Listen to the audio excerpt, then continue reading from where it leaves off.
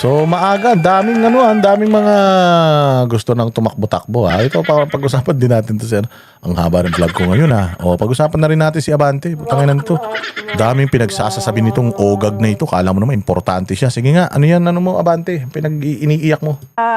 Sinasabi po ng ilan nating mga kababayan ay hindi kaya matakot na yung ibang congressmen na kalabanin siya at wag na lang bumoto in favor sa impeachment dahil baka balikan sila ng presumptive frontrunner ngayon sa 2028. Parang umiiyak to si Cheryl Coaching no agad.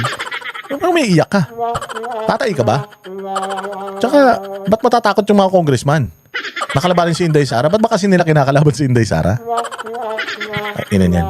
Diyan kasi napaghahalata kayo, puro kasi kayo politika eh. Oh, ba't sila matatakot? Kung sa tingin nila, dapat nilang i-impeach si Inday Sara, di-impeach nila. O di ibig sabihin, kung yung pagdideclare ni Inday Sara na siya yung magtatakbong presidente, yung pagdideclare niya na yun, nakakatakot na para sa mga congressman. Di ibig sabihin, may ginagawa talagang mali yung mga congressman. Ito lang sasabihin nito ni Abante daw dapat dyan eh. Hindi naman natatakot mga congressman kasi wala namang ginagawang mali mga congressman. Kung makita ng mga congressman na dapat ma-impeach yung VP Sara, yun ang magiging desisyon nila. Kung hindi naman dapat ma-impeach, yun din ang magiging desisyon nila. Pero alam mo, sige, play natin to. Election. Hindi ko na ano pa yung ibang pag-aakala na may ibang congressman, no? Palagay ko naman it would not be good. Tayo na, namuti na yung mga ano nito, mga bigote, kilay.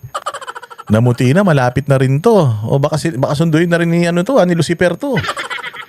Delikado to ha. Na malaman ng taong bayan na magiging bengador ang ating Vice President. For example, ako, tinatakot na rin ako na baka ako balikan kung siya maging Pangulo ng Pilipinas. Hindi na po ako natatakot dun eh. I mean, Gago, hindi ka naman importante. Abante, hindi ka naman importante. Sa totoo lang, wag nga kayong mga feeling main character. Kung babalikan kayo ni Inday Sara, sino ba kayo? Ayun, ang dami-daming aayusin sa bayang Pilipinas eh. Oo, madaming ayusin sa bayang Pilipinas. Ikaw, Abante, kung may ginawa kang kasalanan sa distrito mo, babalikan ka ng mga taga-distrito mo. Hindi ka importante, Abante. Sabi ko nga sa'yo, kahit magjakul ka araw-araw, hindi ka papansinin ni Inday Sara. every public official, kahit ako, should be accountable to the people that elected them. Anong should be accountable to people that elected them? Wala namang bumoto sa'yo. Talo ka eh. Yan ang kapal naman ng mukha mo magsalita tungkol sa people who elected them. Pinagsasasabi mo, hindi ka nanalo sa distrito mo. Ang nanalo sa distrito mo, yung kapartido ni Isko Moreno. Tapos putang ina, ang tagal-tagal ng konsehal niyan, biglang na-disqualify dahil hindi daw Pilipino. Putang ina niyan, paano nangyaring ang tagal na naging konsehal niyan tapos biglang nung nanalo ng congressman, hindi na Pilipino? Kapal na mukha mo, Bante. Timigil nga kayo, pares kayo ng anak mo. Yun po ang nais kong sabihin sa lahat. Pero kung amin na po natin na numbers game din itong impeachment. Yan to mag-interview si Cheryl. Kong. Ilan to nakakala mo, tinitira sa tweet eh. 1/3, ano? Yeah. Hindi ko kaya maapektuhan. Ganyan yung mukha mo. Pwede naman mag-interview na nakangiti, di ba? Hindi po kaya maapekto. Ganyan, ang pangit mo naman, ma'am. Yung bilang na kailangan makuha para magkaroon po ng development or ma-push po itong impeachment, yung 1/3 ng votes? Maaari. Member din po ako ng Committee on Justice. At syempre, bilang endorser, ako na magpapaliwanag ng sufficiency in form and sufficiency in substance. No? May naniniwala. Ayan. Diyan mo makikita na satanas talaga ito. Bakit? Wala talagang prinsipyo ito. Walang delikadesa. Imaginein mo, membro siya ng Committee on Justice. Tapos nag-i-endorso siya ng impeachment laban sa isang tao na pag-uusapan nila dun sa komite na miyembro siya. Di ba gago? Di ba nga yung katulad nga nung kay Senator Revilla, pinag-i-inhibit niya yung judge kasi nga yung judge kapatid noong abogado ni Yusek Bernardo. So dapat mag-inhibit talaga yung judge na yun. 'Di ba? Dapat mag-inhibit yung judge na yun, anak ng tokwa naman.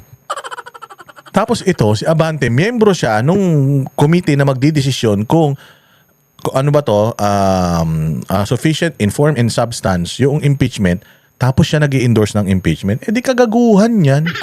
Putang ina, dilutong Macau talaga yan. Dapat hindi kayo nag-i-endorso ng mga impeachment, lalong-lalo na kung kayo yung miyembro at kayo magdidesisyon. Anong klaseng ano yan? Anong klaseng reputasyon meron niyang Committee on Justice dyan sa Kongreso? Basura talaga kayo. Wala naman ako that the Committee on Justice would look into the evidences and the facts. At naniniwala po ako na itong sa Committee on Justice, talagang magiging positibo ang kanilang desisyon sa impeachment complaint na ito. Now, of course, hindi ko naman pwedeng sabihin yan sa ibang mga congressman natin. Pero the thing is, there were 250 that signed the first impeachment of the Vice President. Yes, may 250 na nag-sign at sabi ni Toby Chanco, ginamit na collateral yung presidential Yung ginamit na pang collateral o yung political capital ng presidente, sinabi na nga ni Toby Chanco, yun wag mo sabihin na organic yung mga pirma na yun, nek-nek mo. Kaya nga hindi hindi lumusot yan sa Senado Kaya nga kinwestiyon yan yung legality niyan sa Supreme Court dahil katarantaduan nyo So, hindi dahil pumirma yung mga yan, naniniwala sila na may kasalanan si Inday, pumirma yung mga yan kasi binayaran. Pinangakuan ng mga budget. Sinabi na nga mismo ng mga congressman Lolokoy mo pa yung tao, napakasinungaling mo, pastor ka pa naman. And therefore, naniniwala ako, maaaring hindi pumirma ang iba. Pero I think that the one-third upang iyang makapasa sa Kongreso, palagay ko naman magiging maayos to. So kung idadaan po sa Justice Committee ay nakikita and being a member of that committee, ay tingin nyo may sapat na form at substance ito para umusad nga sa komite at hindi. Oh, yan. Sus! Hindi din daw siya susuporta kay Inday Sara. Okay lang. Huwag ka mag-alala, hindi rin naman sumuporta sa iyo yung mga taga 6 District ng Manila.